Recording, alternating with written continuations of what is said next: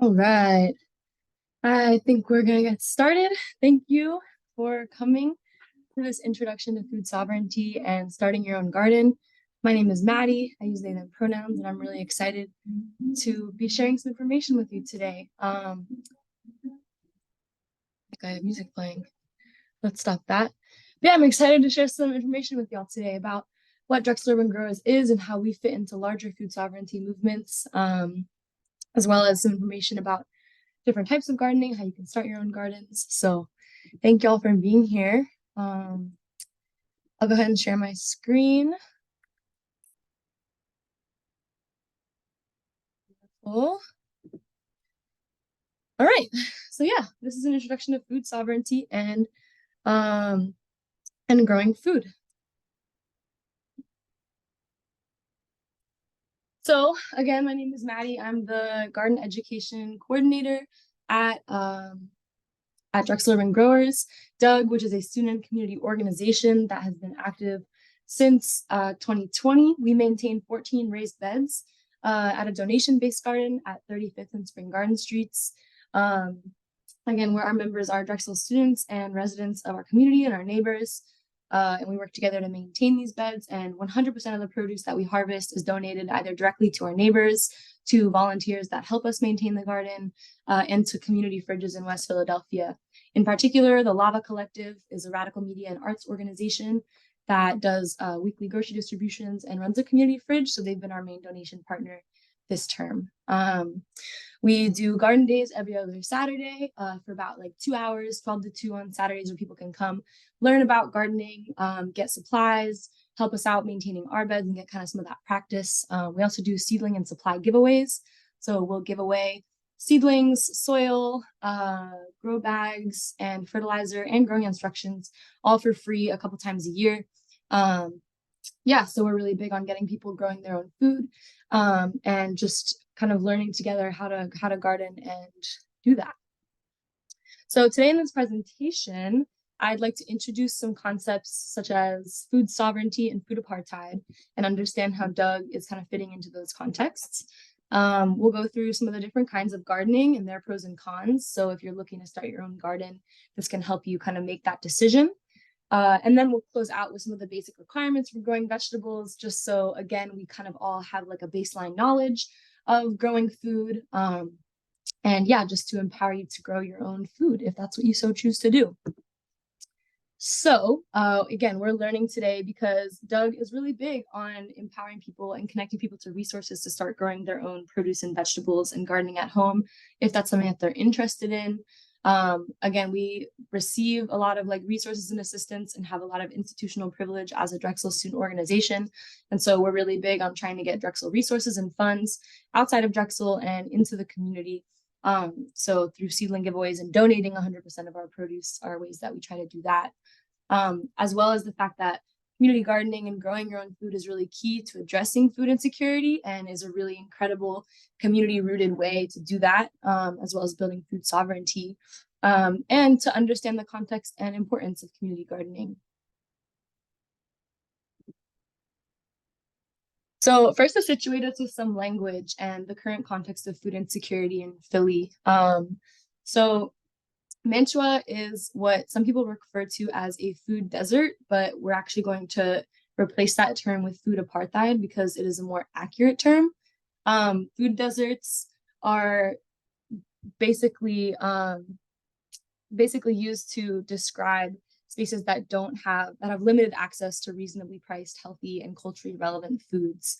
But this is not really the best term to use for this because desert really creates thoughts of a barren landscape that is devoid of life and vibrancy and abundance, and obscures the vibrant food systems that do exist in these communities, as well as the word desert implies that, like deserts, that lack of access to healthy, affordable, and culturally appropriate foods is something that is naturally occurring, which is false. And so food apartheid offers us a alternative to that really looks at the root causes of what resulted in areas with lower food access.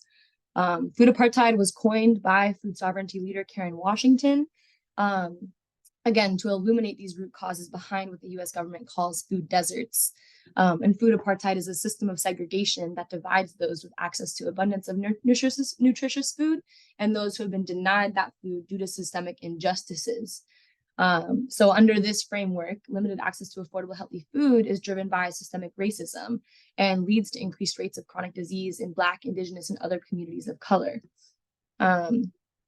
So that's just a shift in the language, because I do hear, before I started getting involved with Doug and digging into more of what food sovereignty and food apartheid were, I used food deserts pretty regularly. I think it's very common in just like our general lingo, but isn't necessarily the best term to describe that.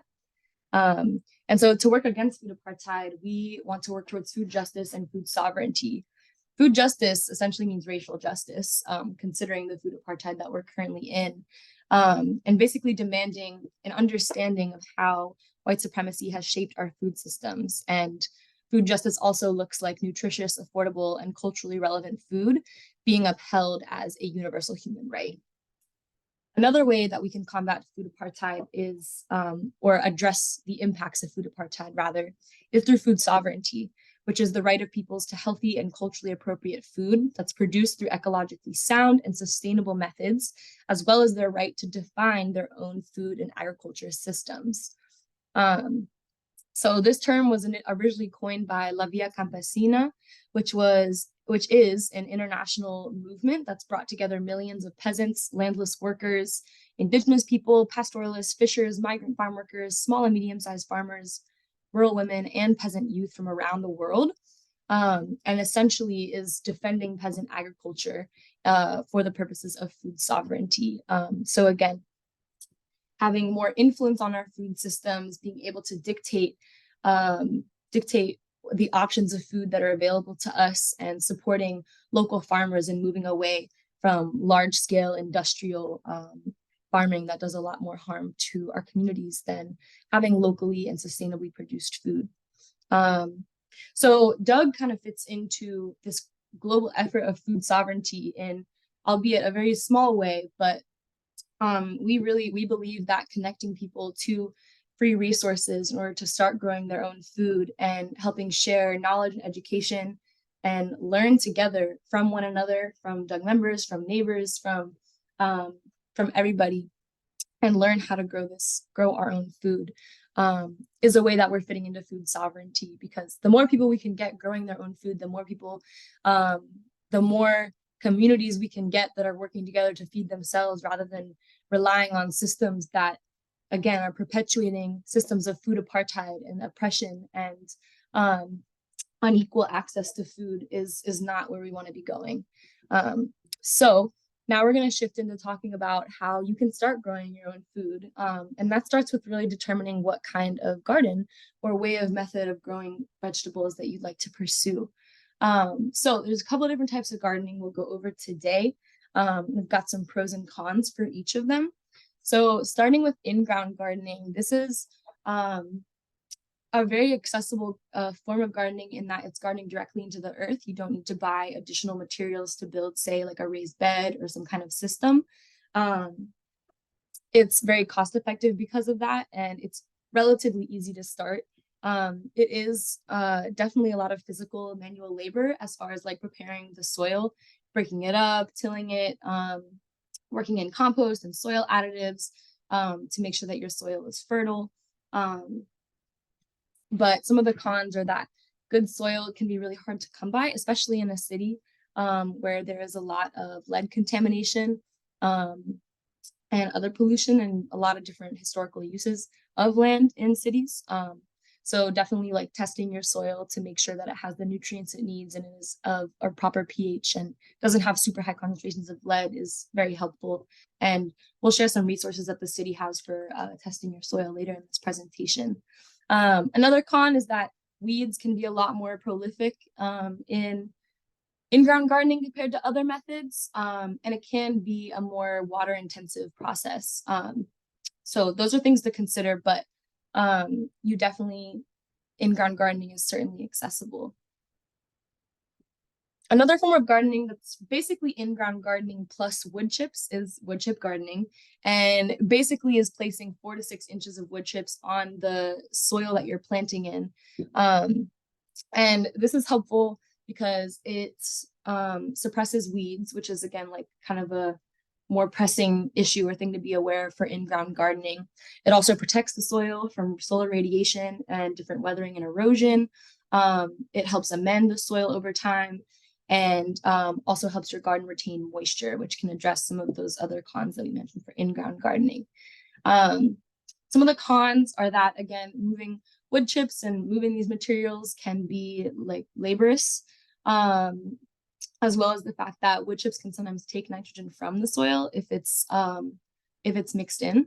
Of course, hardy weeds will still find a way to grow. This isn't like a perfect solution, but it is definitely an alteration to in-ground gardening that can help repress some of the weeds and make it a little less labor intensive to maintain.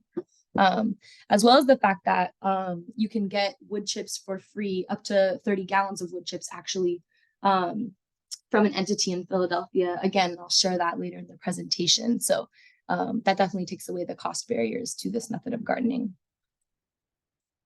For some of the more advanced techniques, we have hydroponics, which is basically the process of growing food only using water, a nutrient solution, and some kind of growing medium.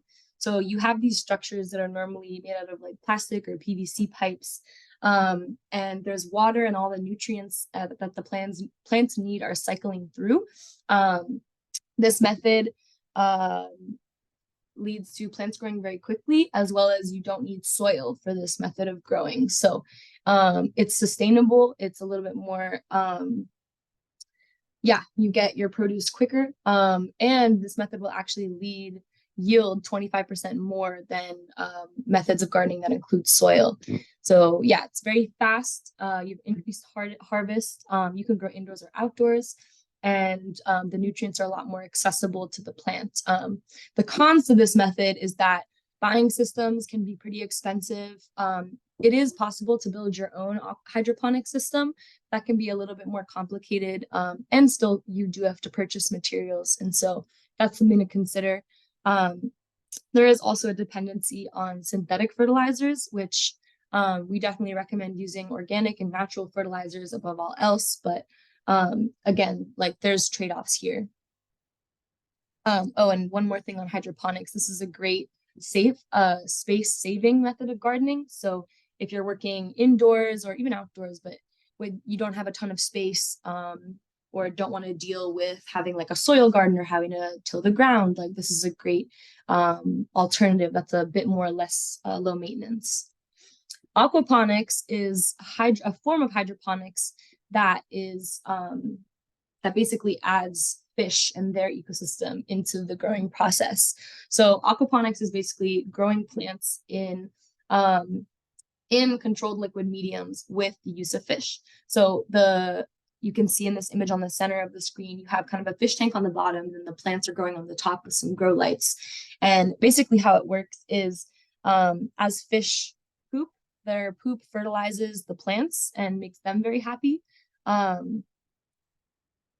And yeah, plants can break that down into nutrients that it can use, as well as the fact that the plants themselves, their roots kind of help filter and purify the water. So it's like a mutually beneficial system that's kind of self-containing and is organic forms essentially of hydroponics, because you're not having to use synthetic fertilizers. All you have to do basically is add fish food and make sure that like everything is staying relatively clean. But yeah, so it's some of the pros of this method are that it conserves water. Again, it's a closed system. You don't need soil or need a lot less soil. Usually for the plants, you can do like clay balls for them to grow in. It's a version of hydroponics where you don't have to use synthetic fertilizers. And again, you can grow two foods at once. You can grow plants and you can also grow fish.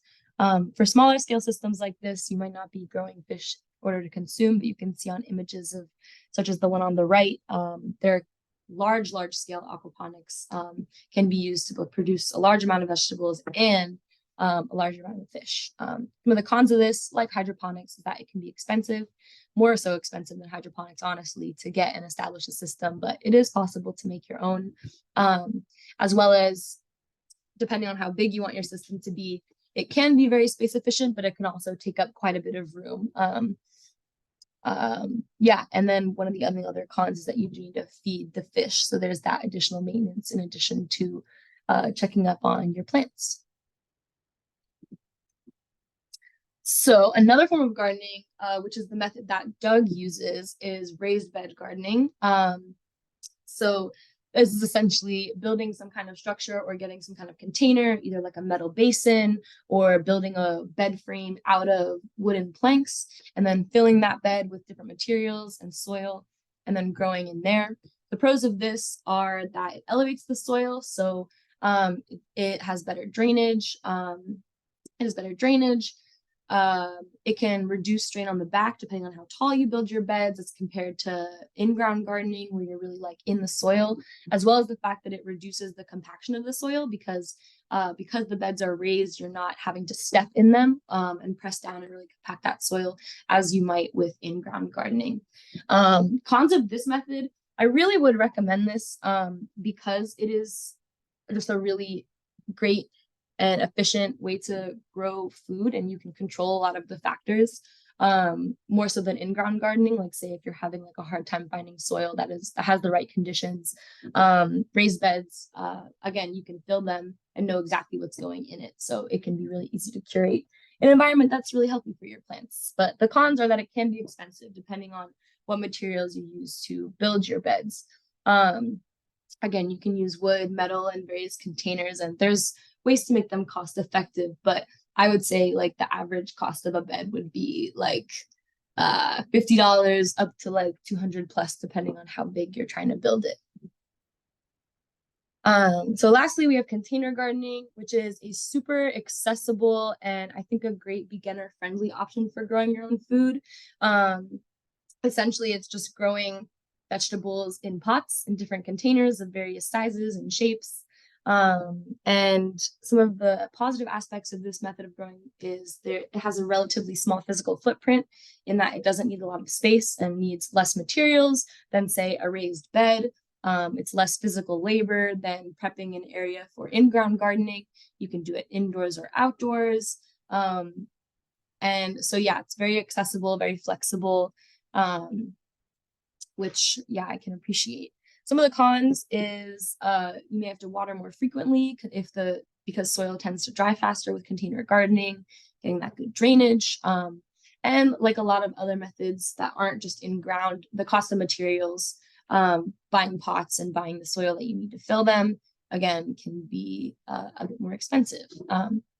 Additionally, like for some crops, pot size can limit the growth. But again, that's like a workable solution depending on like how big you want how big you want your crops to be and how big you want your pots to be. So that's kind of an overview of some different options for gardening. And for the seedling giveaways that Doug does, we are essentially giving away resources for people to start their own container gardens. We have these 7-gallon fabric grow bags, which are basically pots, but they're like a thick fabric. So they're flexible, but you can grow about like 2 to 4 crops in each one, which is great. And you can get a pretty good yield. We also give out soil, fertilizer, and then seeds and seedlings when we have them. And right now we actually still have a lot of soil and fabric grow bags at the garden. So, and fertilizer. So if you need any of those materials to start either your own container garden or another type of garden, please, please, please come see us. We would love to share materials with y'all. We don't have any seeds and seedlings, but can take care of the rest of those. So now to shift really quickly into some of the basics of growing vegetables, just so if you're going to be pursuing starting your own garden, you have a little bit better idea of like where to start. And I'll be sending this PowerPoint and out after the presentation, so no need to worry about taking notes. And in the notes section of this PowerPoint, there's a lot more. There's some resources and links to other places where you can go to get more information and purchase some of the materials that you may need. So onwards. So a lot of the key ingredients in starting your own garden are sunlight, water, healthy soil, seeds and seedlings, your location, your pest control methods, and the space that your garden occupies. So starting with sunlight, when you're picking where to establish your garden, you want to make sure that regardless of the method that you're using, that your plants are in an area where they can get about 6 to 8 hours of direct sunlight every day. Direct sunlight every day. Some plants like leafy greens, leafy greens are a lot more tolerant of shade, and so they might not need this full 6 to 8 hours. Or if you have parts of your garden space that are more shaded, you can kind of plant leafy greens in less sun covered areas, and your more fruiting vegetables where there is more direct sunlight. Direct sunlight, by the way, versus indirect. Direct sunlight either basically goes straight to the plant, either directly from the sky or directly through a window. And indirect sunlight is sunlight that reflects off something else before hitting the plant. So that's kind of more relevant in indoor gardening. And like in indoor gardening, indirect sunlight, it'll be like brightly lit, but won't have direct contact with rays. So ideally indoor, outdoor, you're getting those plants direct sunlight. So yeah, in that sense, picking your location is very important. Another really important factor in establishing a garden and picking a location is the soil. So all soil is basically a mix of rocks that breaks down over time, mixed organic matter, and other microscopic things and organisms that all work together to form an ecosystem. Like soil is alive. It is soil is alive, basically. It's its own ecosystem, and we need to take care of the health of our soil, both in the short term and the long term, in order to benefit our plants and keep our garden healthy. So the ideal kind of soil is like a balanced ratio of sand, silt, and clay, which creates what is called loam. And this is ideal because this kind of soil will hold moisture, but also drains well. It'll crumble easily, but it won't form a hard ball where you're able to like make indentations in it. And so, especially for in-ground gardening, if you just go to the site that you're considering after you've maybe like broken it up, if it's like especially like silt-like is very ashy almost, or not very granular, that's probably not going to be the best place to garden because it's just not like solid and dense enough. But if it's kind of too clay-like and holds shape and indentations, that's also going to be a challenge. There are things you can add different materials to your soil in order to make it a better ratio, but that is really dependent on like what kind of materials you're working with. So yeah, as I was saying, you can do this kind of field test to determine if you can plant in the ground, especially for in-ground gardening and even raised beds. You're going to need leased soil that's about 8 to 12 inches deep, ideally a foot. And this is so there can be good oxygen flow. Your roots of the plants have lots of room to spread out and establish themselves. Two other things for healthy soil, particularly for in-ground gardening, is I really, really, really recommend testing your soil for lead, but also testing the soil pH and kind of the mineral and nutrient ratios in your soil, so that you can either pick a different area if there's lead contamination, or decide to maybe build a raised bed, or add different fertilizers or ingredients, essentially to get your soil to the point where it has the most nutrients and enough to be like conducive to your plant. The ideal soil pH is like 6 or 7, and it's really influenced by kind of like the base ingredients of what makes your soil, as well as different patterns of rainfall. And there's if you have like a pH that's too high or too low, it can result in nutrient deficiencies or toxicities in your plants, and just make the whole process of starting a garden a lot more frustrating. Some things that you can add if your pH is too acidic, you can add lime or limestone or wood ashes a couple months before you begin planting. And if it's too high, you can add aluminum sulfate or sulfur in order to lower that soil pH.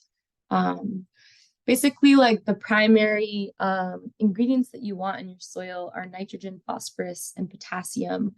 There are a couple different things you can add for if there's like lacks in any of these. There's specific fertilizers that will contain like additional concentrations of one of these 3 ingredients. But yeah, in the notes section of this, there are things you can add, like for if you're missing nitrogen, you can add aged manure or nitrogen-rich fertilizers. If you're missing phosphorus, you can add bone meal or rock-based phosphate fertilizer, which is fertilizers with high concentrations of phosphorus. And for potassium, wood ashes are a great thing to add in order to increase that, as well as potassium-rich fertilizers. So on the note of fertilizers, as I was kind of getting into earlier, there's like a ratio of between nitrogen, phosphorus, and potassium. A lot of fertilizers will be like 1 to 1 to 1 for this. But again, you can find ones that have additional concentrations of one of these minerals in order to address those nutrient deficiencies. And fertilizing should be an ongoing process, definitely between rounds of planting, and definitely before you first plant, you're going to want to fertilize your soil. Essentially every kind of like growing period that crops are established, they're taking up nutrients from the soil, and those nutrients need to be replaced before additional plants are put in order to make sure that all the plants have the nutrients they need, and that we're making sure our soil in general is balanced, so that it will be healthier for a longer period of time, and we won't kind of strip our soil and make it infertile. So yeah, the Philadelphia County Extension Office in South Philadelphia provides kits to test your soil.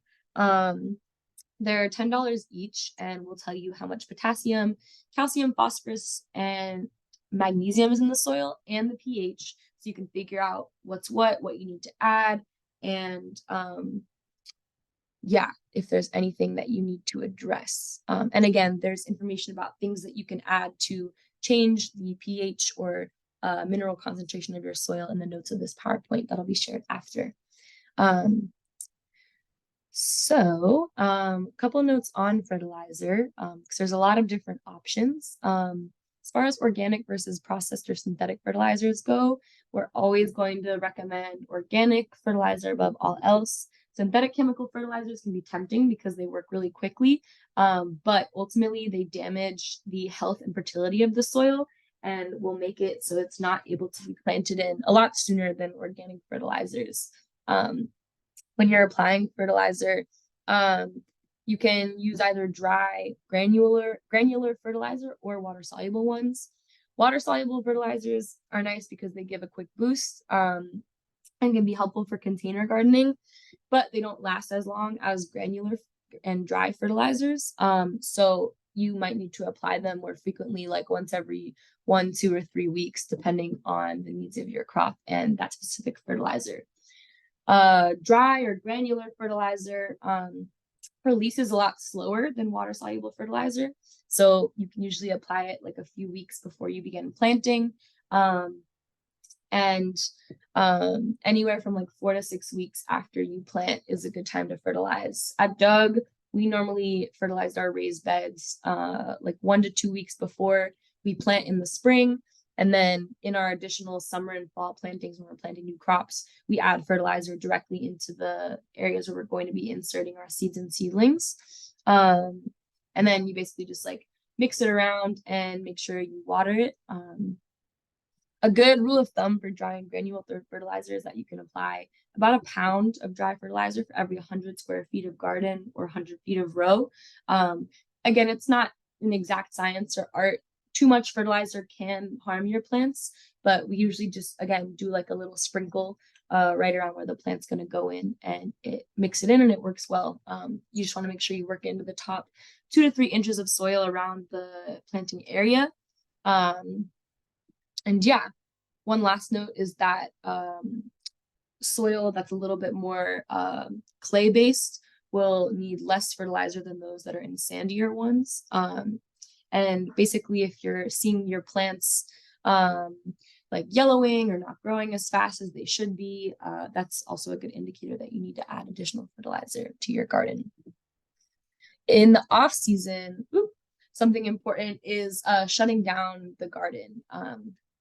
At Doug, we do this usually in November, and basically we remove all of our crops, cutting them off at the base of the soil, leaving the roots in to kind of break down and decompose over the winter. We usually add organic matter. So we'll add our compost that we work on all year. We add a little bit of that to all of the beds, ideally a few inches on the soil that we're using. Then we kind of like mix that in a little bit and then cover that either with like loose leaves, plastic sheets, or like our cloth row covers. In the past, we've done like big cardboard sheets, or like you can use rug scraps. And these basically protect the soil from the cold temperatures and potential snow, and also prevent weed growth and soil compaction. So really any material, you kind of just want it covered. And pro tip, leaves and cardboard, you're going to want to make sure that they're either leaves are covered by something or the cardboard is weighed down, because we've had instances where our row cover that was supposed to be there all winter was either blown off or just was removed from the bed, and you want to make sure that it stays nice and tucked in. And then you basically just leave it alone until you're ready to start prepping things again. And then in the early spring, you can kind of take them all off and till the soil up and get it ready to go. One note on this, if you decide that you want to mulch your beds with wood chips, as well as just if you're looking for any other materials like compost and mulch. So for prepping your beds for the winter, this is important. The Fairmount Park Organic Recycling Center in Philadelphia will give anyone in the city 30 gallons of free organic materials. And again, these include compost, mulch, wood chips, and a couple of other organic materials. You can, if you want more than 30 gallons, you can pay the cost of those materials, but that is a super great resource for free materials, in addition to what Doug can provide for starting your own garden. Another good ingredient for growing your own food, go figure, but it is water and watering. So definitely when you're looking to establish a garden, making sure that you have a consistent water source is important. If you're outside, having a hose connection is super helpful, just in the art of saving time. Indoor container gardening, you can make it work a little bit more with like watering cans and whatnot, but that's something you'll want to think about as far as like how much time you have week to week to be watering and maintaining, and what kind of system you want. For watering, it's really important to be consistent. Typically at Doug, we do establish watering for the first 2 to 3 weeks after we plant seeds and seedlings. And this is basically watering every other day for these first 2 or 3 weeks. For our seeds that we plant, we usually do kind of more of like a sprinkler effect, like you see in the top image. We don't like directly like put the hose in, because that would disturb and move the seeds, but we kind of like spray them or use a watering can and just make sure that they're nice and damp. Seeds, especially when they're getting established, should be damp as often as possible in order to germinate and establish themselves. Seedlings, seeds that have kind of already been started, germinated and are started, and then you plant kind of the baby seedling plant directly into the soil. Those we usually will plant our plants, push them into the ground, so there's a bit of a divot around our seedlings, and then we water into those divots for about 5 or 6 seconds. 5 or 6 seconds, and do that for all of the seedlings twice. So every other day, for the first 2 to 3 weeks that our seedlings are in the ground, they are getting 5 to 6 seconds of water 2 times every time you go to water, if that makes sense. After those first 2 to 3 weeks, we switch to maintenance watering, which is about 1 to 2 times per week, watering all of the crops. We'll sometimes go up to like 2 or 3 times a week in the summer when it's a lot hotter and the water's evaporating faster from the soil. Another thing to consider is at Doug, we have an irrigation system, which is amazing. We work with a nonprofit called Trellis for Tomorrow, or the Dornsife Center contracts with them, and they help provide a lot of our supplies and helped build this irrigation system.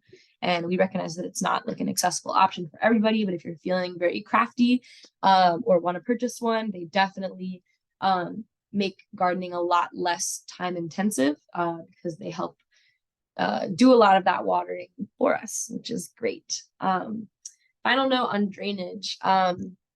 definitely want to make sure that your garden is draining well. Planting in a raised bed or row can improve the drainage. And definitely if you're container gardening, you want to make sure that you have either holes at the bottom of your pot, or some kind of like rocks or medium that will collect water at the bottom and not kind of like keep that water concentrated around the roots, because the soil stays wet for too long. That means the roots are getting wet, and that could mean rotted roots, which is not what we want. Another note is figuring out what you're going to plant in your garden. So this is like pretty customizable, basically growing whatever you envision yourself eating. There is really great guidance on seed packets themselves and a lot of information about when you should be planting, which seeds do best in the region that you're living in. And yeah, there's a lot of different resources, especially with like Farmer's Almanac that we have linked in the notes here, of like when you should be planting things, if you want to be starting things from seed, when to start that, when to put things in the ground, when you should be expecting a harvest. So those are really helpful. There's also things that you can consider as far as like getting plants that aren't necessarily edible, but are used for pest repellent or other beneficial aspects that improve the vegetable plants that you're growing, such as marigolds, which are great at repelling certain pests. And yeah. This is just a little breakdown of some of the information that you can expect to find on seed packets, which is super helpful. Again, it breaks down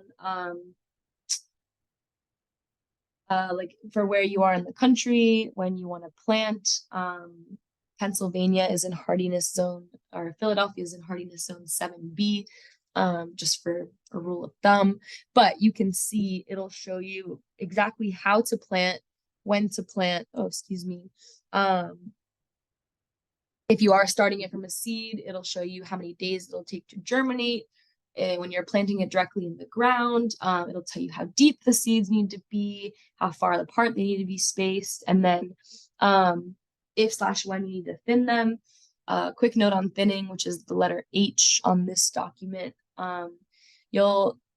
Thinning seedlings is basically the practice of you plant a bunch of seeds in a row pretty close together, because the more seeds you plant, the better chances you have of getting like healthy, well-established plants.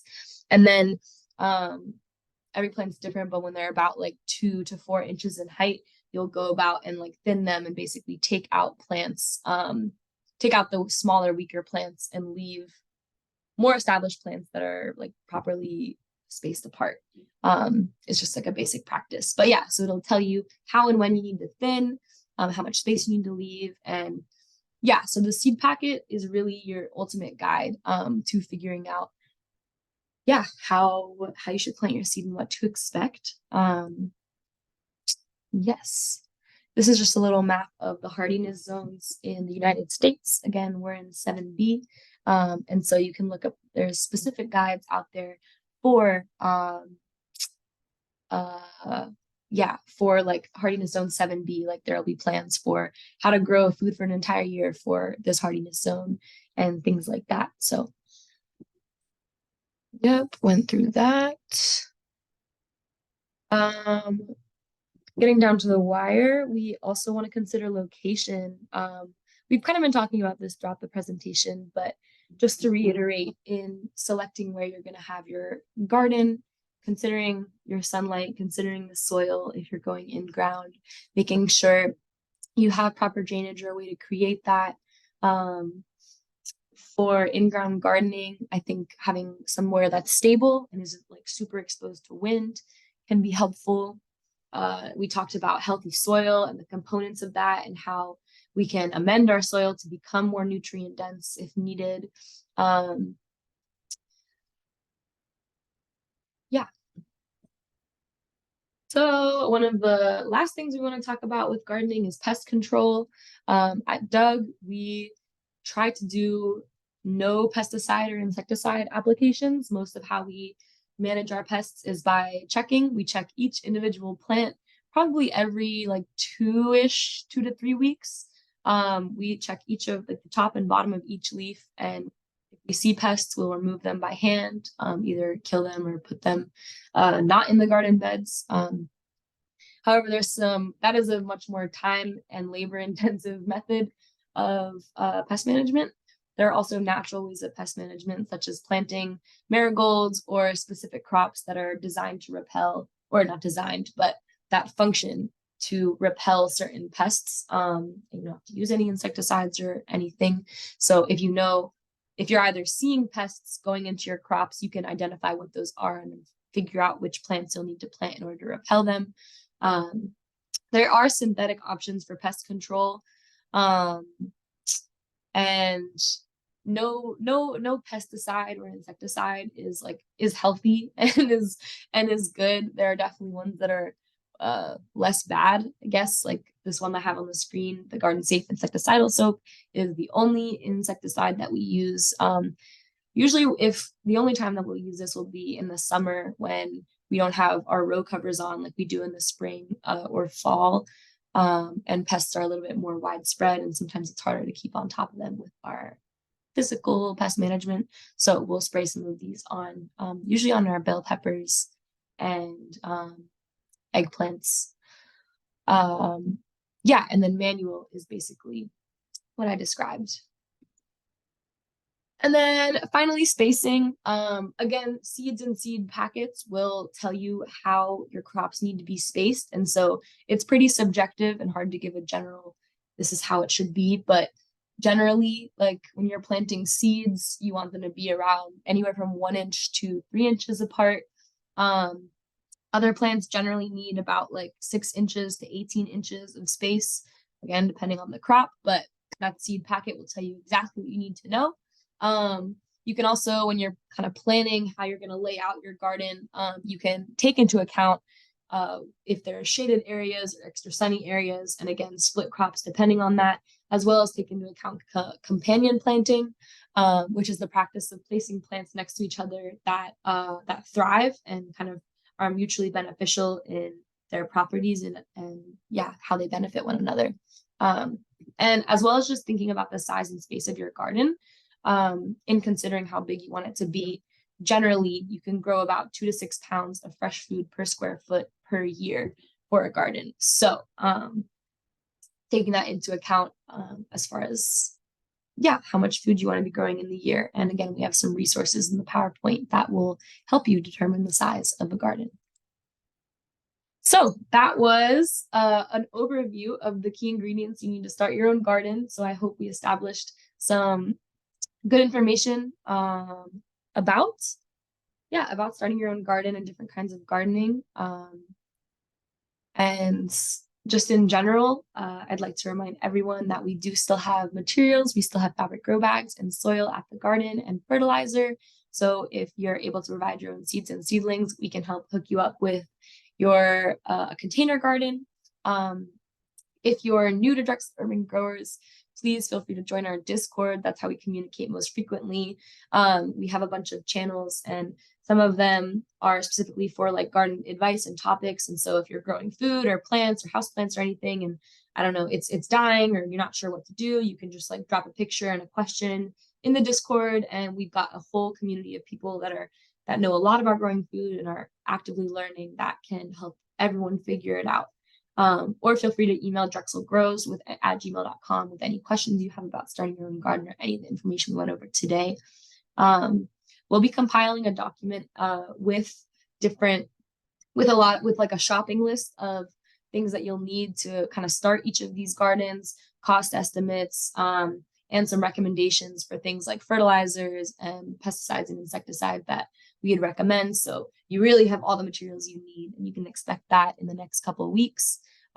Finally, we are looking for people to join our garden maintenance team, both as volunteers, but also as leaders and coordinators.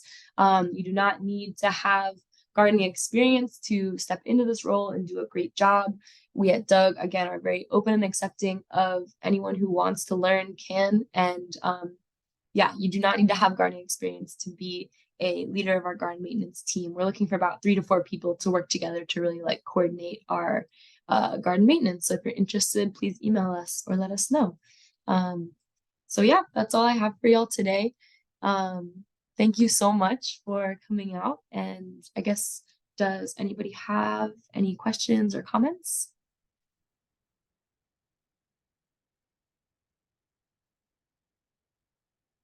Okay, great. Well, if you do, just let me know and have a great rest of your night. And yeah, hope to see you at the garden soon. If I would love to see y'all starting your own gardens. And yeah, bye.